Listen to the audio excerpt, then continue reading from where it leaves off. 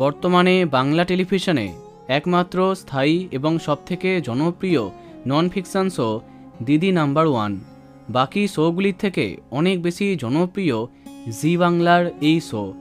তাই সারা বছরই নানা ধামাকাদার পর্ব, নতুন সব খেলা, তারকা থেকে সাধারণ মানুষ সবাইকে দেখা যায় এর মঞ্চে।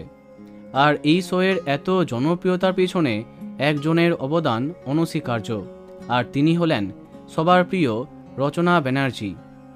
তাকে ছাড়া এই শো কল্পনাই করা যায় না, তাকে ছাড়া একদমই জমবে না দিদি নাম্বার ওয়ান। কিন্তু এমন কথা হঠাৎ কেন উঠে এলো? বর্তমানে অভিনেত্রী রচনা ব্যানার্জির রাজনৈতিক জীবনে পা দেবার খবরে উত্তাল টলিউড। এবার রাজনৈতিক মঞ্চেও তাকে দেখা যাবে। জানা গেছে রচনা ব্যানার্জি হুগলি থেকে প্রতিদ্বন্দ্বিতা করছেন, যেখানে তার বিরুদ্ধে আছেন আর এক জনপ্রিয় অভিনেত্রী লকেট চ্যাটার্জি। তাই নিয়ে নানা চর্চা নেট পাড়াতে। কিন্তু অপরদিকে সক্রিয়ভাবে রাজনীতির মধ্যে যোগদানের পরে তিনি কি দিদি নাম্বার ওয়ান আর কন্টিনিউ করতে পারবেন না? রাজনৈতিক ব্যস্ততার জন্য তিনি কি আর হোস্ট করবেন না এই শো?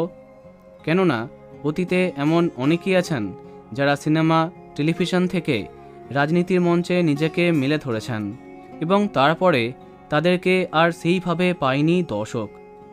তাই একটু চিন্তায় তার অসংখ্য অনুরাগী, যদিও তিনি এমন কোনো কথা বলেননি। তাই তিনি যতক্ষণ না কোনো কিছু বলছেন, চিন্তার কিছু নেই। দিদি নাম্বার ওয়ানে তাকেই দেখা যাবে। এবার দেখা যাক কি হয়। তাকে ছাড়া কি জমবে এই শো? কমেন্টে জানাতে পারো।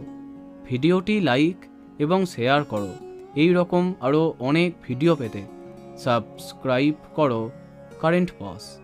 ধন্যবাদ।